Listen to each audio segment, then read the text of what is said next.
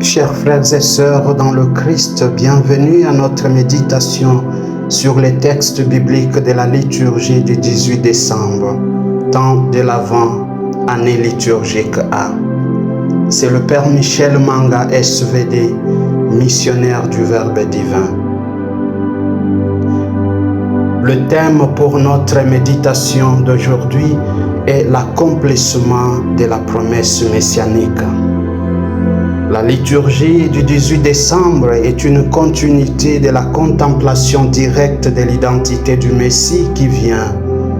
Le peuple qui attendait le Messie avait une histoire. Dans la première lecture, le prophète Jérémie fait face à un temps de crise politique et religieuse. Les rois de Juda ont failli. La justice est bafouée. Face à l'échec des dirigeants humains, Dieu annonce un renouveau, un nouveau commencement.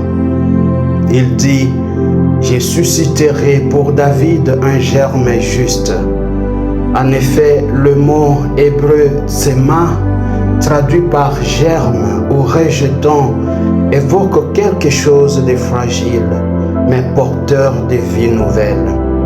Ce germe est situé explicitement dans la lignée davidique, lieu de l'espérance messianique dans la tradition d'Israël. Cette promesse bien-aimée qui s'inscrit dans la filiation de David rappelle que Dieu maintient sa fidélité même lorsque la maison royale sombre. Mais ceci n'est pas une raison pour justifier les infidélités qui nous caractérisent souvent. Mais c'est un motif de confiance. Dieu ne ferme jamais la porte de la miséricorde, quel que soit le péché qu'on ait commis. Nous sommes donc appelés à toujours renouveler notre confiance en Dieu et à nous approcher de lui, car les erreurs humaines ne changent pas sa nature. Il est bon et il demeure éternellement bon. Voilà pourquoi le Messie qu'il a promis vient rassembler et restaurer chacun de nous. Cette restauration touche notre vie quotidienne. Elle n'est pas abstraite, moins encore émotionnelle. Le prophète Jérémie annonce un sauveur qui redresse le monde, pas seulement dans la foi, mais dans la réalité sociale, personnelle et communautaire. Dans l'Évangile, Saint Matthieu offre une lecture christologique du récit de la naissance du Christ, en mettant l'accent sur l'obéissance de Joseph et l'accomplissement des Écritures. On remarque que c'est le Saint-Esprit qui est à l'œuvre dans l'accomplissement de cette promesse divine.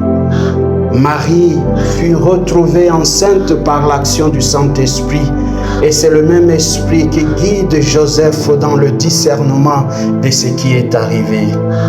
Joseph est décrit comme homme juste, en grec dikaios.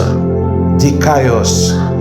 Il est fidèle à la loi, mais il n'oublie pas qu'il est appelé à être miséricordieux. Voilà pourquoi il va choisir une solution qui protège Marie et qui ne l'expose pas. La vraie justice bien-aimée unit la loi et la compassion. Une justice sans la compassion ne vient pas de Dieu, car elle ne vise que la destruction, la condamnation. Quand Dieu renverse, il reconstruit en même temps, il redonne vie. Pendant son temps de discernement, Joseph reste ouvert à la voix de l'Esprit. Il ne discerne pas déjà avec une prise de position. Il laisse l'Esprit lui parler et l'orienter. C'est alors que Dieu va le libérer de la peur qui le caractérisait. Ne crains pas de prendre Marie, ta femme. La foi commence là où la peur cède. Quand il suit la voie de l'Esprit Saint, Joseph se retrouve libéré de sa peur. La peur disparaît. La sainteté sévit dans l'obéissance concrète. Joseph qui accueille Marie et l'enfant. Il s'en fout de ce que le monde pouvait dire. Il est convaincu que c'est le bien de l'humanité qui était derrière sa décision. Lorsque nous sommes sur le point d'abandonner, bien-aimés, pensons au bien commun. Pensons aux gens qui seront victimes de notre découragement ou de notre abandon. Le monde parle de Jésus. Le monde parle du diable. Nous sommes qu'au milieu. Nous n'en sommes pas épargnés. Suivons plutôt la voie de l'Esprit Saint. Dieu notre Père, tu as confié ton Fils à un homme juste et silencieux. Apprends-nous à accueillir ta volonté même quand elle dérange nos plans. Donne-nous la voix de Joseph.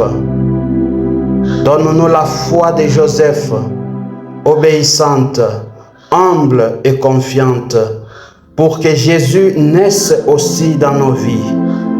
Guéris notre monde en désarroi. Amen.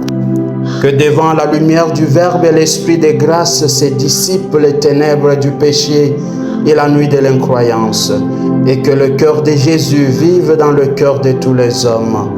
Amen. Que Dieu Tout-Puissant vous bénisse et vous protège au nom du Père et du Fils et du Saint-Esprit. Amen.